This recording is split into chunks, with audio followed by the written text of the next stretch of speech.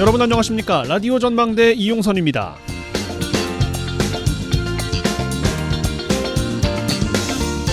의료계 내일 집단 휴진 예고했습니다. 전남도는 정부 방침에 따라서 휴진 없이 진료할 것을 명령했고요. 지난 13일까지 휴진 신고를 받은 결과 전남에선 행정명령 대상 의료기관 966곳 가운데 137곳에서 신고를 해서 14%의 휴진 신고율을 보였습니다. 순천 지역 27%로 가장 높았고 여수 지역은 12개소에서 신고해서 7% 정도로 집계가 되고 있습니다. 곡성, 강진, 완도, 신안 등 4기군에서는 한 곳도 참여 의사가 없었습니다. 의료 공백을 최소화하는 게 가장 중요할 텐데 우선 도내 44개 응급의료기관은 24시간 정상 운영하고요. 야간이나 주말, 공휴일 소아 환자를 위한 달빛병원도 정상 운영합니다. 그리고 만일의 사태에 대비해서 보건소에서 연장 진료를 계획하고 있고 문 여는 병 의원 정보는 응급의료 정보 제공 앱이나 보건소로 연락하시면 알 수가 있겠습니다. 자, 오늘 라디오 전망대가 준비한 소식입니다. 지역 소식들 뉴스 브리핑 통해서 들어보고요. 매주 월요일 코너 털어보러 도정 소식 이어집니다. 잠시 후에 뵙죠.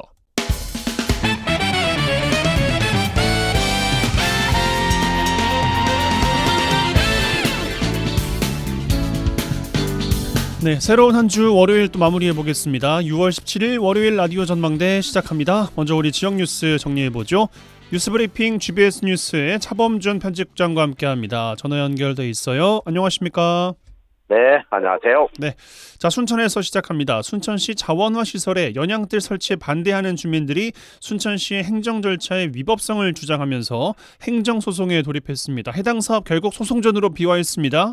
네, 순천시의 순천만 국가정원 옆 쓰레기 소각장 설치에 반발해온 주민들이 순천시가 진행해온 소각장 입지 결정과 고시에 반발해 행정소송에 돌입하겠다고 입장을 냈습니다.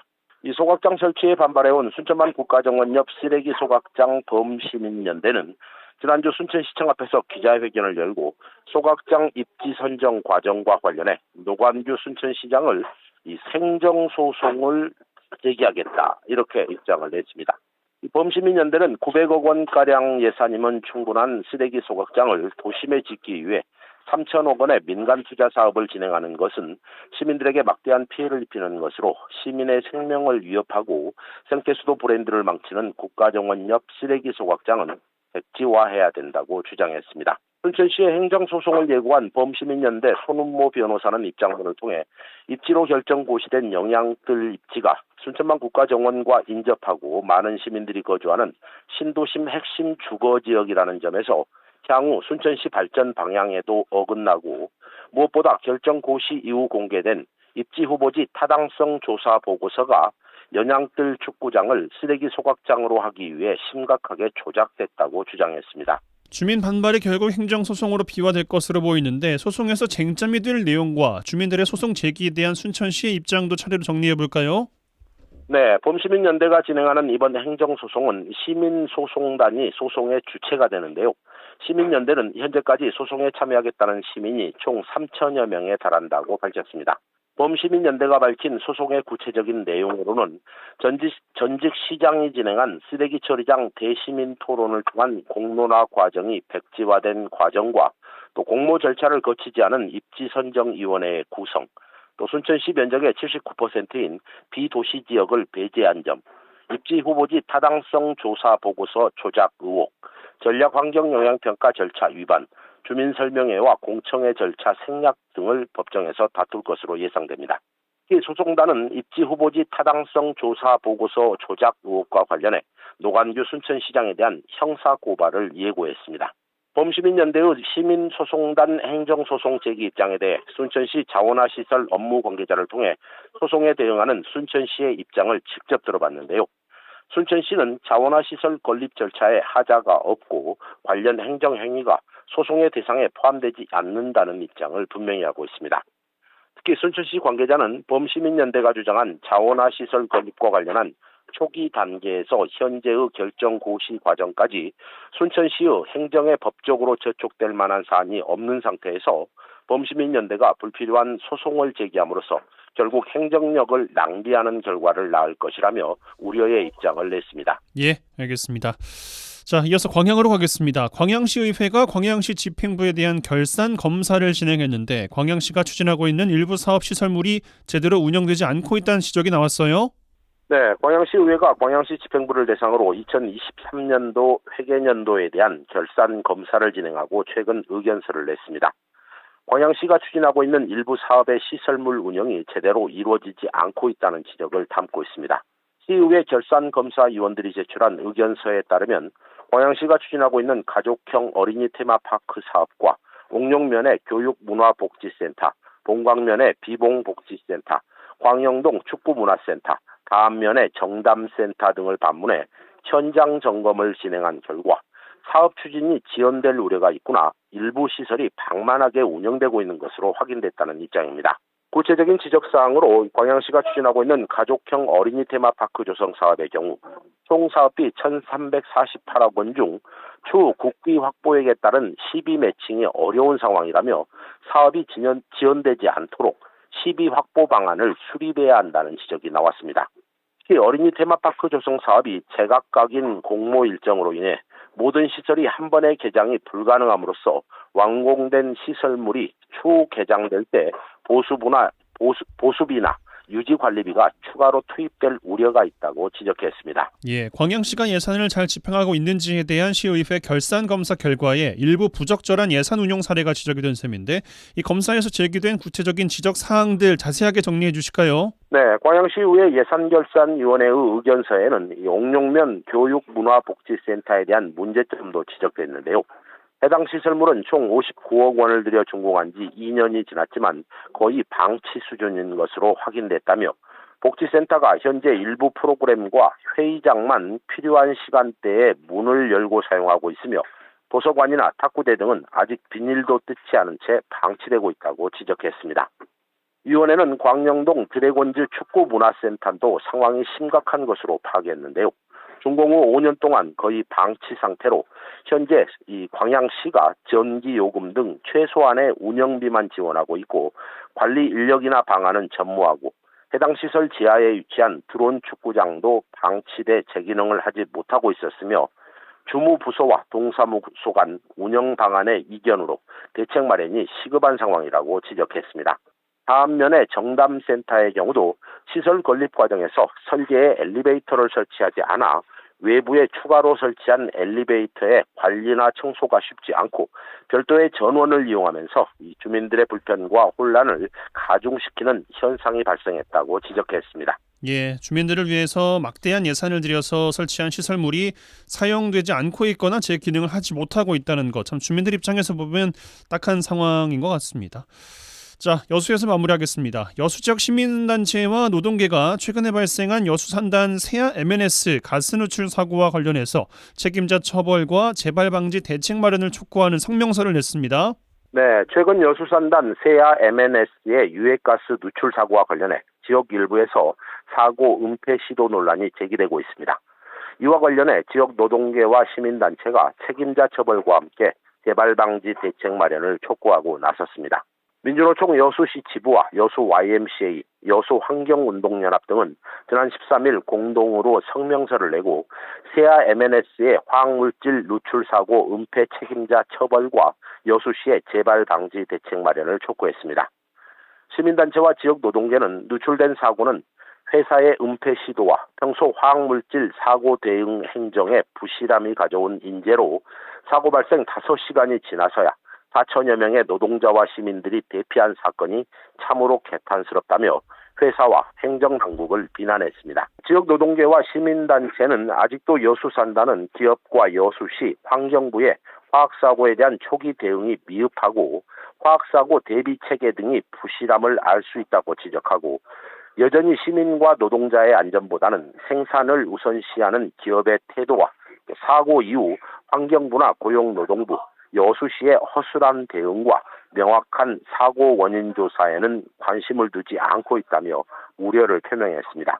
특히 환경부와 노동부, 여수시는 당일 독성 유해 화학물질에 노출된 노동자와 시민들의 건강에 대해 지속적인 관찰 치료를 병행하고 모든 경제적 피해는 사고 회사가 부담해야 한다고 주장했습니다. 예, 이번 사고를 계기로 행정당국의 화학사고 대응 매뉴얼 전면 재검토도 필요해 보입니다. 자, 뉴스브리핑 GBS 뉴스의 차범준 편집국장과 함께했어요. 고맙습니다. 네, 고맙습니다.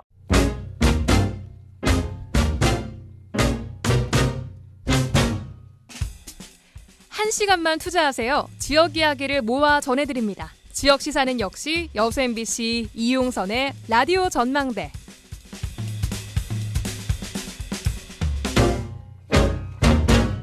네, 매주 월요일 라디오 전망대 본격 정치 시사 토크 털어보러 시작하겠습니다. 자, 오늘도 개혁신당의 천하람 원내대표, 더불어민주당 서동용 전 의원 차례로 연결해서 여러 현안들 이야기 나누겠습니다. 먼저 개혁신당 천하람 원내대표 전화 연결돼 있어요. 나와 계시죠? 네, 안녕하세요. 개혁신당 천하람입니다. 예, 한 주 어떻게 보내셨습니까? 지난 한 주는 본격 원내대표 일을 하면서 보냈습니다. 예. 저희가 의장님 만나가지고 상임위 배분에 대해 가지고도 좀 어필도 하고 또 어필을 해서 저희가 원하는 바를 관철시키기도 하고 더불어민주당을 포함한 여러 다른 정당의 원내대표님들 뵙고 또 예방도 하고 뭐 이런저런 의견도 나누고 뭔가 좀 원내에 들어와서 이제 본격적인 정치를 하는구나 그런 느낌이 드는 한 주를 보내서 개인적으로는 굉장히 뿌듯하기도 하고 뭐 그랬습니다. 예, 뭐 상임위 말씀 먼저 주셔서 여쭤보면 네. 원하던 대로는 가져갔다고 이제 말씀을 이제 하셨잖아요. 그렇죠. 그럼 뭐 어찌 보면은 개혁신당의 존재감을 비추는 데 있어서 유리한 고지를 선점했다라고 볼 수도 있습니까? 네, 그렇습니다. 저는 기재위와 그리고 이제 운영위원회 하게 됐고 이준석 의원 같은 경우에는 과방위, 그러니까 과학기술 방송통신이죠. 예. 그리고 예결위 하게 됐습니다. 또 저희 의사 출신 이주영 의원은 또 본인이 희망하시던 보건복지위원회를 하시게 됐기 때문에 저희는 뭐 원하던 바를 대체로 거의 다 얻었고요. 특히 운영위원회가 국회 운영 전체를 관할하고 또 대통령실을 관장하는 위원회입니다. 그러다 보니까 저희가 운영위원회에 들어가느냐가 굉장히 중요했는데 이제 저희를 안 주시려고 하셨었어요. 근데 그러다가 이제 저희가 의장님과 적절한 밀당을 거쳐가지고 무사히 들어가게 돼서 저는 뭐 굉장히 의미 있다 이렇게 평가합니다. 예, 지난주 인터뷰에서 원구성 관련해 가지고요. 네. 그 상황이 좀 장기화될 것이다라는 전망을 주셨는데 뭐 좀 장기화 좀 되고 있는 양상이긴 합니다만 오늘 오후에 국회의장께서 기자회견을 하셨어요. 혹시 보셨습니까? 네, 봤습니다. 뭐 여야 협상 뭐 잘해라 뭐 요 정도의 메시지인 것 같은데 어떻게 보셨어요? 그 의장님 입장에서는 그런 말씀밖에 못해요. 그러니까요. 네, 의장님이 뭐 한쪽 편을 너무 드는 것도 그렇고 사실은 처음에 법사위와 뭐 과방위, 운영위를 포함한 쟁점 상임위들이죠. 요걸 예. 포함한 11개 상임위를 민주당이 표결 처리를 할 수 있도록 한 거는 민주당 편 들었다 해도 저는 과언 아니라고 생각합니다. 특히 많은 민주당의 열성 당원들이 왜 추미애가 아니라 우원식이 의장이 됐냐라고 반발을 세게 하고 있는 상황에서 우원식 의장이 초반에는 이제 민주당 편을 좀 세게 들어줬다라고 생각하고 예. 그런데 그것이 이제 계속적으로 그렇게 가가지고는 답이 없으니까. 의장님의 중립성이 좀 심각하게 타격을 입기 때문에 지금은 조금 숨을 고르면서 국민의힘과 더불어민주당 사이에 좀 협상을 진전시키고자 노력하고 계신 건 상황 아닌가. 저는 지금의 모습이 굉장히 바람직하다 그렇게 평가합니다. 예, 또 어떤 말씀 주셨었냐면 그 11대 7의 구도는 좀 적합해 보인다라고 이제 말씀을 하시면서 네. 뭐 세부 어떤 특정에서 좀 논란이 되고 있는 위원회를 어디가 가져갈 것인가는 본인이 판단할 건 아니다라고 협상이 잘 되길 기대한다 이런 정도의 말씀을 주셨거든요. 이런 것도 저는 원식 의장이 스탠스를 잘 잡으신 게 예. 일단은 더불어민주당이 18개를 다 가져가겠다라고 하는 거는 좀 선을 그으신 겁니다. 그렇죠. 그렇게 민주당이 독주를 해서는 안 된다라는 선을 그으면서 대신에 여기서 만약에 우원식 의장께서 뭐 예컨대 법사위는 여당이 다시 가져가야 된다 이런 식의 얘기가 나오게 되면 그건 굉장히 복잡해지거든요. 근데 그거는 이제 특히나 더불어민주당 출신으로서 할 수 있는 부분은 아닐 거고 아마 뭐 원식 의장 입장에서는 지금 안 가져간 7개 상임위 정도를 국민의힘 받고 끝나면 제일 좋아하실 테지만 국민의힘 입장에서는 또 그러기가 어려워요. 예. 네, 뭐 먹다 남은 상임위 받으라는 거냐 이런 식으로 또 나오기 때문에 제 욕심 같아가지고는 좀 적절한 타협점을 찾아가지고 협상을 하시면 좋을 것 같은데 그 타협점이라는 것이 말씀하시기로는 법사위 자리 같은데 그 네. 최혜병 특검법 빨리 처리하기 위해서는 법사위 국힘에 양보해야 된다라는 정도의 이제 발언을 주셨잖아요. 원내대표께서. 네, 그렇습니다. 예, 어떤 뭐 가능성이 좀 있겠습니까? 가능성이 있다고 보고 추경호 원내대표 국민의힘 쪽에서는 그런 가능성을 부인하지 않고 뭐 선을 긋진 않고 어떤 조건을 내세우면 민주당이 다시 법사위를 돌려주겠느냐라고 오히려 민주당에 물어봐라라고 공을 던지셨는데 예. 그러니까 저는 그렇게 봅니다. 이게 민주당을 지지하시는 국민들 입장에서는 아니 무슨 소리냐 민주당이 빨리빨리 밀어붙여야지라고 생각하시겠지만 몇몇 쟁점 법안들 최상병 특검법 같이 정치적 의미가 큰 사건들을 제외하고는 신속한 입법보다는 신중한 입법이 더 중요할 때들이 많습니다. 그렇기 때문에 우리 국회가 전통적으로 1당이 의장을 가져가고 2당이 법사위원장을 가져가서 적절하게 타협과 균형, 그다음에 신중한 입법을 추구해 왔던 것이거든요. 저도 말씀드렸던 것이 권력형 비리에 의심이 있는 최상병 특검을 대통령이 거부한 건 좀 부당하다고 생각합니다. 그래서 거기에 대해서는 좀 신속한 통과를 특히 여야가 합의 처리를 한다면은 국민의 대통령도 거부권 행사하기가 그만큼 어렵고 만약에 여당이 합의 처리를 해줬는데 대통령이 거부권 행사하면은 굉장히 우스워지고 다시 국회로 돌아왔을 때 저는 재의결에서 통과가 될 가능성도 배제할 수 없다. 그래서 그 정도로 우리가 뭔가 중요 법안에 대해서 성과를 낸다면은 나머지 일반적인 민생 법안에 있어서는 조금 신중하게 입법을 차근차근 진행해 나가는 것도 의미가 있지 않겠느냐. 왜냐하면 빨리빨리 한 당이 너무 밀어붙이기 식으로 가면은 예. 나중에 헌법재판소에서 문제 생기는 경우들도 있고 그렇지 않더라도 이게 예전에 뭐 임대차 3법 같은 경우에서도 보듯이 예상 못한 부작용들이 막 터져나오기도 하거든요. 예. 그래서 저도 그런 취지에서 신속한 입법만이 늘 능사는 아니다. 일정 부분은 신중하게 이루어질 필요도 있다라는 차원에서 그런 절충안을 드렸는데 뭐 잘 논의해 보셨으면 좋겠다 생각합니다. 알겠습니다. 각 정당들 이슈 한 가지씩 짚어보고 또 지역 이슈로 좀 들어가야 될 것 같은데 먼저 개혁신당 조직위원장 공모에 나섰습니다. 그 원내대표께서는 순천 광양 곡성 굴에 갑에 지원하셨어요. 네네 그렇습니다. 예, 어떤 역할을 좀 하실 수 있을지 궁금한데요. 우선 다들 제가 순천 광양 곡성 굴에 갑에 지원하니까 아무도 신기해하시지 않더라고요. 그래서 안 하는 게 이상하죠. 네, 조금 예. 깜짝 발표 같은 게 없어서 좀 약간 다들 서운해하시는 분들은 안 계시겠죠. 전혀 안 이상한 놀랐습니다. 소리 그만하고. 예.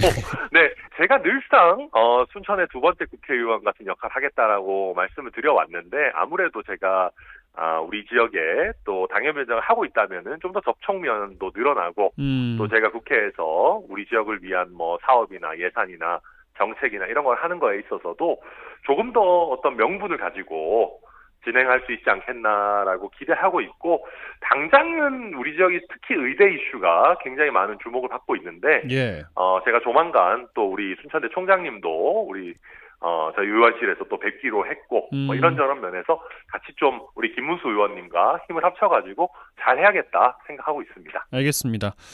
국민의힘으로 가서요. 한동훈 네. 전 비대위원장의 당대표 출마 가능성 200%라고 말씀하셨습니다. 네. 예, 왜 그렇습니까? 엄청 하고 싶어 하시는 것 같아요. 그래서 견제도 사실 많잖아요, 근데. 뭐 도서관에서 뭐 이어폰 끼시고 이런 것부터 시작해가지고 그건 이제 하고 싶은 겁니다. 정치인 입장에서는. 그리고 최근에는 혼자 나오시는 거를 넘어서서 뭐 팀을 짜가지고 나오겠다. 마치 이제 천하용인을 약간 벤치마킹한 듯한. 그리고 뭐 심지어는 측근발로 이준석 대표의 당시 선거운동 방식을 뭐 따라하겠다. 뭐 이런 식의 얘기도 나오는데 하고 싶어 하시는 것 같고요. 좀 잊혀지시는 게 아쉬운. 그리고 지금 그러기에는 너무 지지율이 높은 국면에서 본인 말고는 적수가 없다라고 생각하시는 것 같은데 저는 대통령 맛 한번 보셔라 말씀드리고 싶습니다. 무슨 말씀이세요? 대통령께서 전당대회에 가만히 계실 분이 아닙니다. 그래서 저도 예전에 국민의 전당대회를 할 때 4등 하실 때. 대통령께서 김기현 대표 꼴등 하실 때. 김기현 대표를 막 미시는 거를 보면서 참 힘들다 생각했었는데 예. 한동훈 위원장도 한번 겪어보시면 조직표가 생각보다 무섭다는 거를 깨닫게 되실 겁니다. 알겠습니다. 민주당 이야기 한 가지만 짚어보겠습니다. 네. 이재명 대표께서 좀 언론에 좀 많이 나오고 있는데 이 대표 체제를 두고 날선 공방도 좀 이어지고 있는 것 같고요. 특히나 네. 최근에는 언론이 검찰의 애완견이다라는 발언을 두고 여기저기에서 좀 이야기가 좀 나오고 있는 것 같은데 어떤 말씀 주고 싶으십니까? 대한민국 언론은 일심동체로 움직이지 않습니다. 딱히 어떤 특정 언론들을 거론하고 싶진 않지만 생각해봐도 언론들이 성향도 많이 다르고요. 관점도 다양합니다.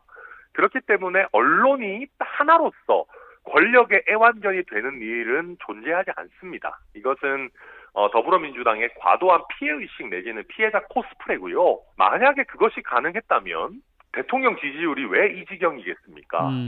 왜 여당이 그러면 총선에서 졌겠습니까? 말도 안 되는 얘기고 개별 언론 보도에 대해서 비판하거나 뭐 정정 보도를 청구하거나 문제 제기를 할 수 있을지 몰라도 언론을 싸잡아가지고 이런 식으로 폄하하고 매도하는 것은 굉장히 부당한 일이고요. 입장 바꿔서 윤석열 대통령이 대한민국 언론을 싸잡아가지고 야당의 애완견이다라고 했으면은요, 당장 이거 언론 길들이기다 해가지고 더불어민주당은 대통령 탄핵하자 그랬을 겁니다.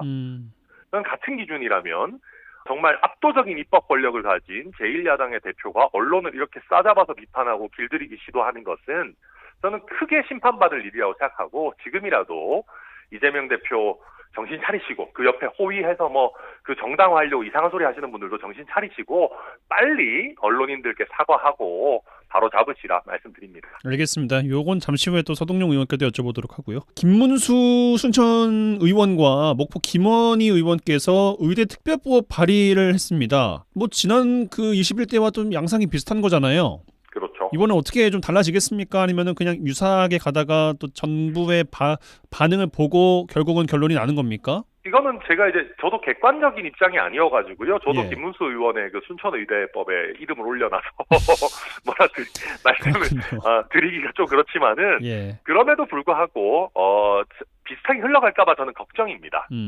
사실 두 개 법안 내용도 21대 때 폐기된 거 거의 그대로 그냥 그렇죠.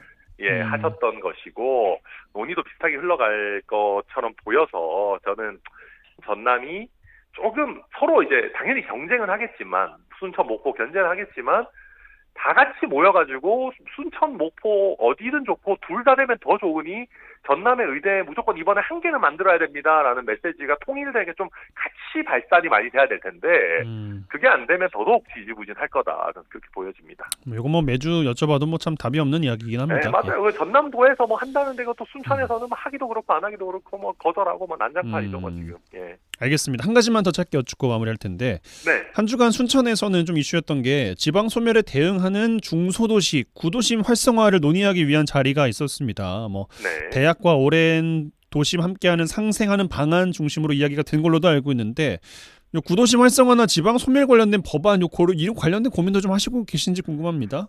네, 실제로 고민하고 있고요. 지금 순천이 관련 여러 이런 정부 중앙위원회에서 회의도 하러 오고 뭐 이런저런 대학교와의 협업 방안도 나오고 하는 거는 역설적으로 순천 정도면 살릴만 하기 때문이기도 합니다. 그런 평가를 많이들 내리시더라고요.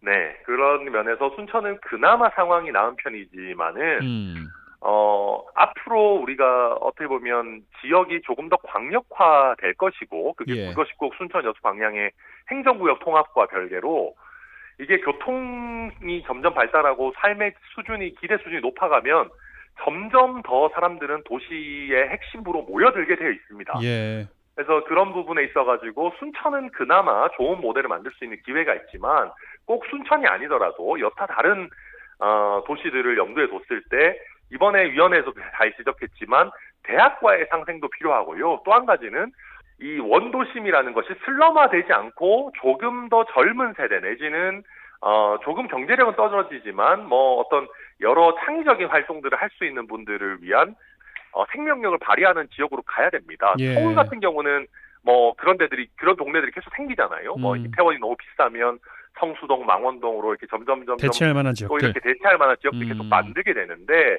결국 우리 지역도 각 원도심에 있어가지고 어떻게 하면 좋은 창의력 있는 젊은 인재들을 인센티브를 적절하게 주면서 모시고 올 것인가. 그게 결국은 그 지역의 경쟁력을 좌우할 거다 생각합니다. 알겠습니다. 이번 주 인터뷰 이 정도로 마무리해야 될 것 같습니다. 털어보러 개혁신당 천하람 원내대표와 함께했어요. 고맙습니다. 네, 감사합니다.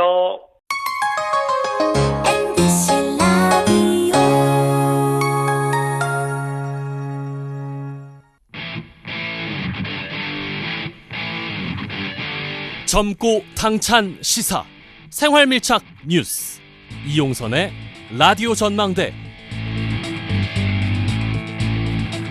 네, 라디오 전망대 본격 정치 시사 토크 털어보러 이어갑니다. 더불어민주당 서동영 전 의원 전화 연결돼 있습니다. 나와 계시죠? 예, 안녕하세요. 서동용입니다. 예, 한 주 어떻게 보내셨습니까? 예, 요즘 주로 계속 지역에 있었고요. 예. 가끔 일 있으면 서울 다녀오고 또 지역에 있을 때는 그동안 못 봤던 책도 좀 보고 아침마다 걷고 이런 걸 반복하고 있습니다. 알겠습니다. 주제 이야기로 바로 들어가죠. 민주당이 국회 상임위원회 18개 가운데 11개를 단독 가동했습니다. 11대 7이 될지 18대 0이 될지 관심이 좀 쏠리고 있는데 오늘 오후에 우원식 국회의장 기자회견도 있었고요. 어떻게 보고 계십니까? 예. 일단 반쪽 국회라는 비판이 있습니다. 네. 반쪽은 반쪽인 거잖아요. 반쪽이 완전한 모습은 아닌 것이어서 민주당이 11개 상임위원장이라도 우선 선출해야 했던 이유가 합당하다 하더라도 여야가 합의를 이루지 못하고 반쪽 국회를 만드는 것 자체에 대해서는 조금 유감이다 이러신 분들이 많으신 것 같아요. 물론 누구 책임이냐는 또 별도로는 따져봐야 할 문제 같긴 합니다만 예. 민주당은 18개 상임위 중에서 11개 상임위원장을 차지하면서 나머지 7개를 국민의힘 몫으로 남겨두었단 말이에요. 그런데 의석수 비율에 따라서 민주당 몫이 11개라 치더라도 왜 18개 중에 민주당이 진행한 그 11개여야 하는지에 대해서는 제대로 된 설명을 좀 내놓고 있지는 못해요. 그렇게 보면 민주당이 7개를 국민의힘 몫으로 남겨줬다 하더라도 그걸 국민의힘에 대한 배려라고 인식하는 사람은 없을 것 같고요. 이럴 거면 차라리 21대 전반기처럼 다수당인 민주당이 18개 상임위 전부를 차지하고 국회를 좀 책임있게 이끄는 것도 좋은 방법이 아닐까 하는 생각은 해봤습니다. 우리나라도 과거에는 다수당이 상임위원장 전부를 독식했던 사례들이 있었고요. 예. 미국 의회에서는 지금도 다수당이 상하원 모두를 상임위원장을 독점하고 있거든요. 그래서 우리도 이번 기회에 그렇게 바뀌어보면 어떨까. 물론 그렇게 되면 원구성 협상으로 인해 국회 개원이 늦어진다거나 하는 폐단도 없어질 거고요. 심지어 야당도 아니고 여당이 국회를 보이콧하는 희한하고도 볼썽사나운 모습을 보지 않을 수 있어서 좋을 것 같기도 합니다. 물론 그렇게 되면 차후에 국민의힘이 다수당이 되는 경우 민주당은 또 상임위원장을 한석도 차지하지 못하게 될 텐데요. 거기까지 생각하고 그걸 감수하고서라도 그렇게 해보는 건 어떨까 하는 생각이 들긴 합니다. 예. 근데 결국 지금까지 보면 국면은 여야 협상을 어떻게 할 것인가, 그리고 국회의장께서도 그걸 촉구하는 오늘 기자회견도 하셨기 때문에 앞서 천하람 원내대표께서 이런 제안을 하셨는데 법사위 자리와 최상병 특검법을 맞교환한다는 형식이면은 어떻게 좀 이게 열릴라나 모르겠다, 이런 말씀 주셨거든요. 가능성이 있다고 보십니까? 저는 가능성이 별로 없을 거라고 봐요. 없을 거다. 예. 근데 왜 그러냐면 민주당 지도부나 강성 지지자들이 법사위원장은 꼭 가져와야 된다 이렇게 보고 있는 거잖아요. 그러게요. 예. 20대 국회 후반기 여상규 자유한국당 의원이 법사위원장을 맡으면서 욕설을 비롯한 숱한 논란을 일으켰던 기억들이 있고요. 예. 또 21대 국회에서도 후반기 법사위원장을 맡았던 김도욱 국민의힘 의원이 법사위 문을 아예 걸어 잠그고 상임위를 통과한 법률의 법사위 심사를 원천 봉쇄했던 기억들이 있거든요. 예. 그래서 그런 부분들 때문에 법사위를 반드시 가져와야 되겠다라고 생각을 하는 것이어서 특히나 지금 민주당을 둘러싼 강성 지지자들의 영향력의 확대 등등을 좀 고려를 하면 지금 현재 의석 구도를 가지고는 민주당이 법사위원장을 포기할 것 같지는 않아요. 저는. 그렇군요. 예, 어떻게 될지 좀 지켜봐야 되겠습니다. 예. 민주당 내 이야기로 좀 들어가면요. 최근에 대선 1년 전 당대표 사퇴 규정에 예외를 두는 당원 개정안 요 이야기가 됐는데 오늘 확정이 된 모양입니다. 예. 내용을 좀 보니까 특별하고 상당한 사유가 있는 때는 당무위원회 의결로 사퇴 시한을 달리 정할 수 있다라는 예외 조항이 추가가 된 건데 이거 어떻게 보고 계십니까? 민주당 현재 그러니까 지금 이번에 바뀌기 전에 당헌은 당대표가 대선에 나가려면 대선 1년 전에 사퇴하도록 정하고 있지 않았습니까? 예. 그건 대표가 경선에서 다른 후보자에 비해 우월적 지위를 갖지 못하도록 하기 위해서 만든 규정이었던 거거든요.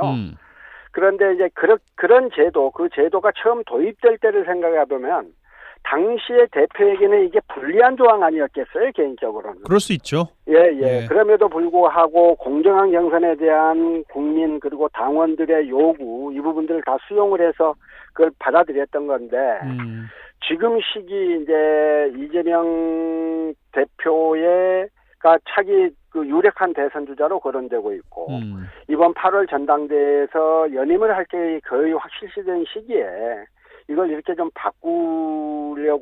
바꾸었단 말이에요.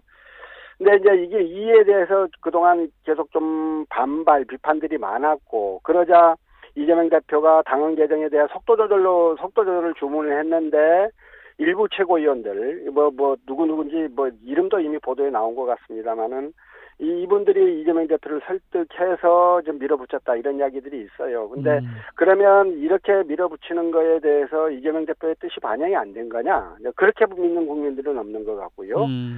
근데 왜 이렇게까지 하는지 이 부분에 대한 비판들이 많습니다. 우려가 많고 특히 굉장히 중요한 당헌 개정인데요. 이 문제에 대해서 당 내에서 제대로 된 토론도 진행이 되지 않았단 말이에요. 예. 그래서 이 점에 대한 우려와 탄식을 갖고 계신 분들도 많고 원조 친명 중 하나로 분류되는 김영진 의원도 이에 대해서 많은 비판을 쏟아내고 있지 않습니까? 저로서도 왜 이걸 이렇게까지 하는지에 대해서는 잘 이해를 좀 할 수 없다라는 말씀을 드리고 싶습니다. 예, 최근 한 주간 또 많이 나왔던 단어가 민주당이 이재명 대표의 로펌이다라고 이제 이야기가 나오는 것도 있고, 검찰의 애완견이다라는 그 이재명 대표의 발언에 대해서도 여기저기서 이제 말들이 좀 나오고 있는데, 앞서 천하람 원내대표께서는 대통령이 그런 말을 했으면 민주당이 가만히 있었을까 궁금하다 이제 이런 말씀도 주셨거든요. 어떤 말씀 좀 주고 싶으십니까? 예, 당 대표가 하실 말씀으로서는 과하신 말씀이에요. 그러니까 그 검찰에 대한 여러 가지 불만들이 있을 수 있고 또 검찰발 보도에 대한 언론의 보도 태도에 대해서 불만이 있을 수 있습니다. 예. 그리고 또 이재명 대표를 좋아하시는 분들은 그 불만이 더 크실 수도 있고요. 문제는 그 검찰의 애완견이라고 하는 그런 거친 표현을 대표가 본인 입으로 직접 하는 순간부터 그거는 정말 엄청난 사건일 수밖에 없는 거거든요. 그래서 저는 이번에 이제 말이 너무 거칠었다는 생각은 분명히 갖고 있고요. 근데 왜 이렇게 이재명 대표가 말이 거칠어졌는가에 대해서 일부에서는 이화영 그 부지사의 재판 결과 때문에 굉장히 많이 민감해져서 그렇다고 예. 그 진단하시는 분들도 계시던데요. 생각이 좀 다를 수 있고 상황에 대한 인식이 다를 수 있고 또 그렇기 때문에 서로 비판하고 그럴 수는 있겠습니다만 정치 지도자로서 국가를 책임지고 경영하겠다는 사람들이 갖는 품이나 격조 같은 것들은 좀 지켜져야 할 부분이다라는 생각은 있고요. 예. 그런 부분에서 지금 민주당의 목소리들도 최근에 말들이 너무 많이 좀 강경해지고 이런 것들에 대해서는 좀 우려가 있습니다. 세졌다고 보시는군요. 알겠습니다. 지역으로 좀 들어가 보겠습니다. 순천의 김문수 의원, 목포 김원희 의원께서 22대 국회 개원과 함께 각자 지역구에 순천, 목포 각각 의대 신설해야 된다는 특별법을 냈습니다. 21대랑 같은 양상인데 어떤 평가 주고 싶으십니까? 목포 의대법, 순천대 의대법을 이렇게 각 발의하면 예. 전남 의대를 둘러싸고 지역 간 갈등이 계속되거나 오히려 커지고 있다는 신호로 비춰질 가능성이 크지 않겠습니까? 그렇겠죠. 그래서 저는 이 시기에 두 분이 그렇게 법안을 발의한 거가 도움이 될지는 잘 모르겠어요. 물론 두 분 다 법률안 발의를 통해 자신의 지역에 의대가 설치돼야 함을 강조하고 싶어 하셨기는 했겠습니다만 이게 실제로 전남 의대에 도움이 될지 그거는 전 잘 모르겠고요. 일단 이제 정부가 지금 일방적으로 2026 의대 정원을 확정해서 발표했고 이에 대해서 의사 집단의 반발들이 이어지고 있고요. 예. 김원희 의원, 김문수 의원 두 분의 법안이 다 통과될지 둘 중에 하나만 통과될지 모르겠습니다만 어떤 경우든 의대 정원을 확대해야 되잖아요. 그렇게 되면. 예. 근데 지금과 같은 논의 구조 속에서 지금 추가 확대가 가능할지 그 부분은 좀 가능하다고 보는 것인지는 따져봐야 할 문제 같습니다. 저는요. 윤석열 대통령이 전라남도에 와서 전라남도가 결정해주면 적극 검토하겠다 이렇게 약속한 부분이 있지 않습니까? 예. 그러면 대통령의 약속을 틀어지고 그 부분을 정부와의 협의를 통해서 국민대 의대 설치 문제를 협의하고 논의하고 이렇게 좀 몰아가는 게 더 맞지. 그 갈등 양상을 더 부추기는 갈등 양상이 있음을 더 드러내는 방식으로 각자 특별법을 발의하는 거는 글쎄 도움이 될지는 잘 모르겠어요. 사실 국회의원이라고 하는 것이 특히나 지역구 의원이라고 하는 것은 그 지역의 이익을 대변할 수밖에 없는 또 분들이기도 하잖아요. 예. 불가피한 측면도 없잖아 보이긴 합니다. 물론요. 근데 전체 큰 틀에서 도움이 되는지 안 되는지에 대한 검토는 좀 하셔야 되는 거 아닌가 싶은데요. 예. 물론 여러 판단들을 하셨을 거고 여러 고민을 하셨을 거고 그러긴 합니다만 제가 그냥 얼른 듣기에는 전체적으로 어떤 갈등 양상이 오히려 더 확대돼서 표현되는 것 같은 느낌은 분명히 있었습니다. 예, 알겠습니다. 광양시 의회 후반기 의장단 선거로 조금 가보면 출마 선언도 좀 이어지고 있고요. 가장 먼저 출마 의사를 밝힌 정회기 의원, 또 유일한 재선의 최대원 의원 도전장을 낸 상태입니다. 뭐 어쨌든 간에 의총에서 결정될 공산이 높은데 어떻게 보고 계십니까? 예. 제가 어떻게 보고 있다는 말씀을 드리면 그게 또 서동용이 트러블을 통해서 공개적으로 지침을 내렸다고 누가 시비하지 않을까 걱정이 되긴 합니다만 예. 이제 누가 의장으로 당선될지는 그 의원이 그간 해온 의정활동에 대한 동료 의원들의 평가 그리고 시민들의 평가가 반영된 거 아니겠어요? 예. 근데 여기는 좀 그래서 다선 의원이 안 계시잖아요. 그렇습니다. 뭐 평가라고 그러니까 할 만한 게 뭐가 있을까 싶기도 하고. 그나마라도요. 그러나 예. 지난 2년의 활동에 대한 평가라도 또는 2년이라도. 또 그 지금 재선 의원인 경우에는 그 전까지를 포함을 해서 근데 이제 제일 중요한 게 역시 성실하게 의정 활동을 해왔는지 여부가 좀 검토 대상이 돼야 할 거고요. 예. 민주당 소속 의원의 본분을 잊고 합리적인 이유도 없이 집행부를 일방적으로 옹호했던 사람이 있다면 그런 사람들은 배제가 돼야 될 거고 예. 행사장에서 내놓고 그 시장을 수행하고 다닌다고 비판을 받았던 분들도 있을 수 있습니다. 이런 사람들에 대해서는 시민들이 눈살을 찌푸리게 했던 부분들이 있기 때문에 그런 분들이 의장단에 포함되지 않기를 바라는 게 시민들의 뜻이 아닐까 하는 생각이고요. 말씀 다 하시면서 뭐 못 하신다고 뭐 하시네요. 그러니까 일반적 기준에 대한 이야기였어요. 예. 요거 질문 좀 드릴게요. 그러면은 예. 뭐 일각에서는 서 의원께서 2년 후에 지방선거 그러니까 시장 출마를 뭐 저울질하고 있다. 뭐 의장단 선거가 지방선거의 전초전이다. 뭐 이런 말도 있다고 하는데 들어보셨습니까? 예.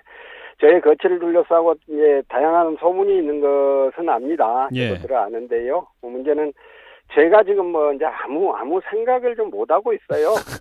그리고 제가 이제 뭐 이렇게 된 지 얼마 되지도 않았는데 저한테 그 판단을 하라고 하는 것도 말이 안 되는 것 같고 예. 어쨌든 저는 지역에 있으면서 조금 더 깊이 있게 지역을 바라보고 또 그러면서 제 거취에 대한 고민들을 좀 할 생각입니다. 일단 이제 후반기 의장단은 앞으로 이제 2년간 광양시 의회를 이끌어야 될 사람이에요. 예. 의회 본연의 역할을 제대로 하도록 잘 이끌어야 될 역할을 맡게 되는 건데요. 이제 의장단에 포함되면 정치적 위상이 커지지 않습니까? 그렇죠. 또 이번 의장단 선거에 나가겠다는 사람 중에는 만일 의장에 당선되면 2026년 지방선거에서 기초의원으로는 출마하지 않겠다 이런 의사를 비공식적으로나마 밝힌 사람도 있다고 그래요. 그런 면에서 보면 의장단 선거 결과가 다음 지방선거에 영향을 미칠 건 당연합니다. 예. 그러나 그렇다고 해서 후반기 의장단 구성이 이를 더 넘어서 지방선거의 전초전이다 이렇게까지 보는 건 조금 무리하지 않을까, 알겠습니다. 무리지 않을까 하는 생각입니다. 예, 한 가지만 더 짧게 여쭙고 마무리하겠습니다. 정인화 광양시장께서 탈당 10년 만에 민주당에 복당하셨습니다. 뭐 변화가 좀 있을까요? 아니면 뭐 그냥 큰 틀에서 이 정도로 갈 거다라고 보십니까? 예, 이제 과거 정연복 시장님도 무소속으로 당선됐다가 민주당에 입당하셨던 적은 있지요. 그렇습니다.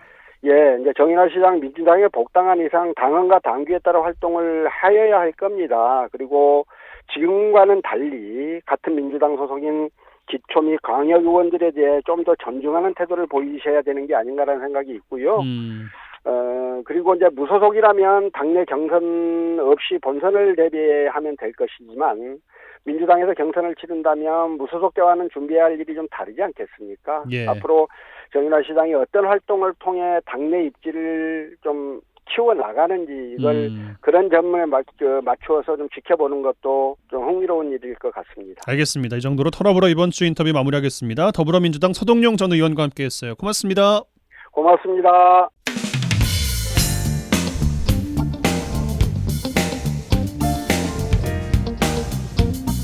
네, 한 주간 주요 도정 소식 살펴보겠습니다. 전라남도 대변인실 방준환 사무관 전화 연결돼 있어요. 안녕하십니까? 네, 반갑습니다. 네, 첫 소식입니다. 전남도가 추진 중인 2024-2026 전남 세계 관광 문화대전 선포식이 오늘부터 이틀간 서울 광화문 광장에서 개최되네요. 예, 그렇습니다. 2024-2026 전남 세계 관광문화대전은 전남의 모든 관광과 문화 이슈를 글로벌 축제와 관광의 장으로 승화시키기 위해 전남도에서 추진한 사업인데요.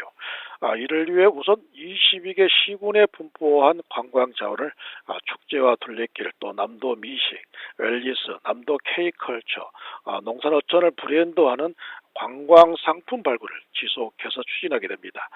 이번 2024-2026 전남 세계관광문화대전의 본격 시작을 국내에 알리기 위한 다양한 행사가 내일까지 풍성하게 이루어집니다.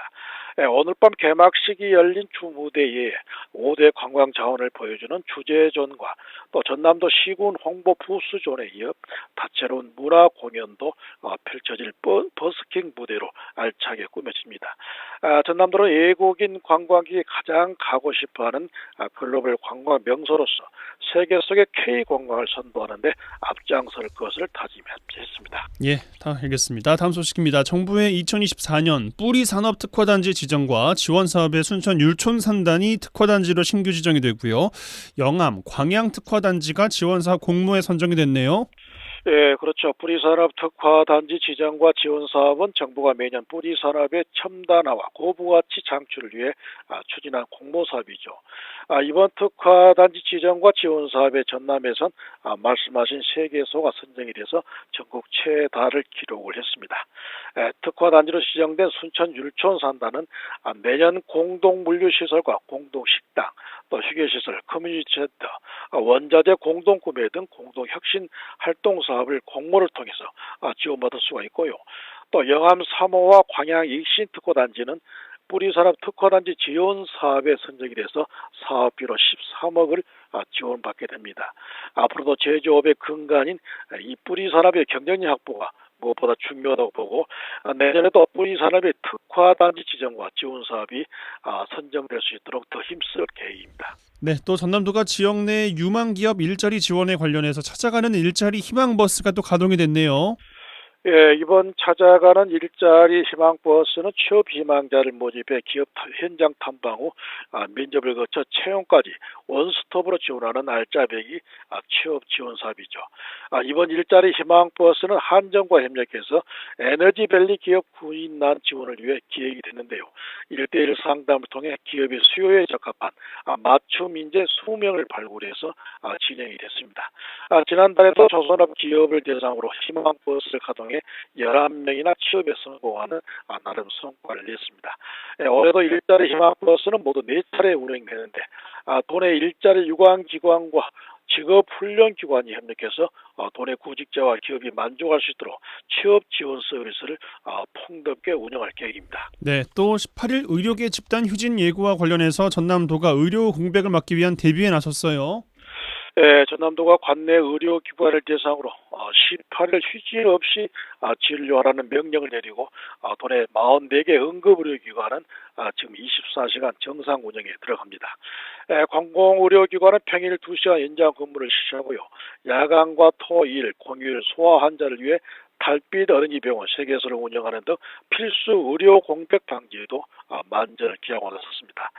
문 여는 병원 정보는 도와 시군 누리집과 응급의료 정보 제공 앱이나 보건소를 통해 확인할 수가 있습니다. 전남도는 의료계 집단 행동으로 보건의료 재난 위기 경보가 심각 단계로 상향됨에 따라 재난안전대책본부를 구성하고 상황 종료 시까지 비상진료 체계에 들어가 휴진에 따른 불편을 최소화해 나가기로 했습니다. 네, 알겠습니다. 전남도가 여름철 예측을 뛰어넘는 기상 상황에 대비해서 모든 피해 우려 시설에 대한 점검을 강화하네요. 네, 그렇습니다. 올 여름철 기상 전망을 보면 대부분 평년보다 많은 강수량과 높은 기온을 보일 것으로 이렇게 예보가 되고 있는데요. 실제로 최근 역대 1위를 경신하는 호우가 자주 관측이 되고 시간당 50mm 이상 강한 집중호우의 발생 빈도가 증가 추세에 있습니다. 이런 걸 볼 때 최근 10년간 자연재해에 따른 인명피해가 산사태와 하천재해 또 지하 공간 침수 순으로 많이 발생했다는 점을 저희들이 주목할 필요가 있습니다. 그래서 전남도는 위험 징후 포착 시 신속하고 안전하게 주민 대피가 이루어지도록 하고요. 여기에 재난안심 꾸러미를 신속히 지원해서 대피 주민들의 불편을 덜어주도록 했습니다. 그리고 침수 우려 지역 거주 독거노인과 장애인 이런 취약계층에 대한 안전에 대해서도 더 세심하고 꼼꼼하게 살펴가기로 했습니다. 네, 알겠습니다. 마지막 소식이에요. 전남도가 지속된 산지 쌀값 하락에 대응하기 위해서 정부가 조속히 쌀값 대책을 마련하도록 국회 차원의 노력을 건의했어요.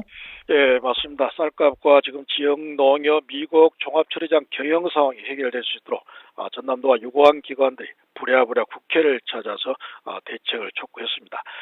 지금 산지 쌀값은 지난해 수확 이후 8개월간 지속적으로 하락해서 18만 원대도 붕괴가 된 상태입니다. 또 5월 말 현재 전남 지역 농협쌀 재고량이 전년보다 70% 증가한 16만 톤에 달하고 있는데요. 그래서 전남도가 그동안 미국 종합처리장 벼 매입 자금 대출 상환 기간 연장 건의와 또 정부의 쌀 재고 물량 15만 톤 이상 시장 격리 건의 등 이 쌀값 정상화를 위해서 이를 건의를 했습니다. 국회도 정부의 15만 톤 시장 격리만이 쌀값을 반등시킬 수 있는 대책임을 인지하고 국회 농해수위 전체회의를 통해 정부에 강력히 촉구해 나가기로 했습니다. 네, 전라남도 대변인실 방준환 사무관과 함께했어요. 고맙습니다. 고맙습니다. 월요일 라디오 전망대 마치겠습니다. 이용선이었습니다.